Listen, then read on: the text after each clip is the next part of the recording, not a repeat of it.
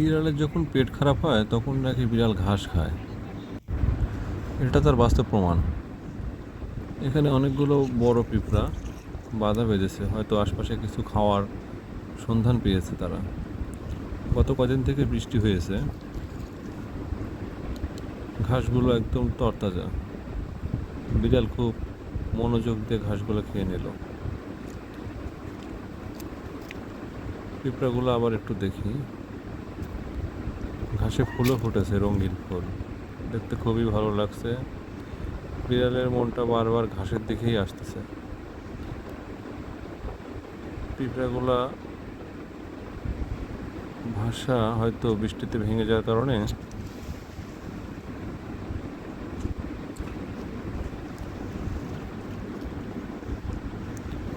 বিড়াল কি খাবে সেটা সে মনস্থির করতে পারছে না। একবার ঘাস খাচ্ছে, একবার শুকতিছে, এইভাবে সে ঘুরে বেড়াচ্ছে। পরিবেশটা সুন্দর। সকালে বৃষ্টি হয়েছে, বৃষ্টি হওয়ার কারণে চারিদিকে আকাশে এখনো প্রচণ্ড মেঘ। চারিদিকটা একটু দেখাবো, তার আগে বিড়ালটা একটু রেস্টে যাক। সে কোনো কিছু ভালো লাগতেছে না।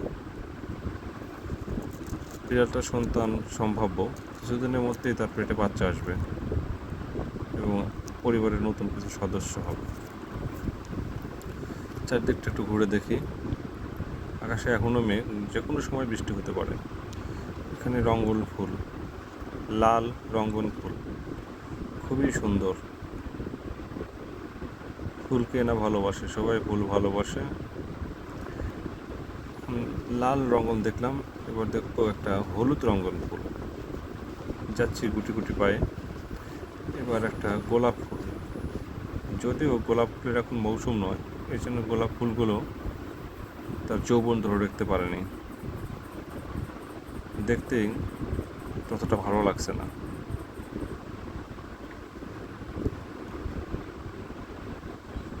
এবার হলুদ রঙ্গন ফুল, হলুদ রঙ্গন ফুল দেখতে খুবই চমৎকার,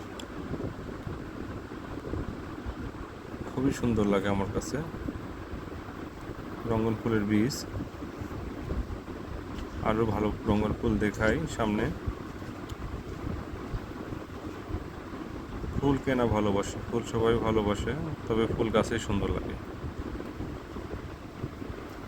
আকাশটা মেঘাচ্ছন্ন, দেখি বিড়ালটা কি করছে। বিড়ালটা কোনো কিছুতেই মনোযোগ দিতে পারছে না, অস্থির হয়ে আছে। তার পেটে প্রচণ্ড ক্ষুধা এবং পেটে বাচ্চা, ভালোই লাগতেছে।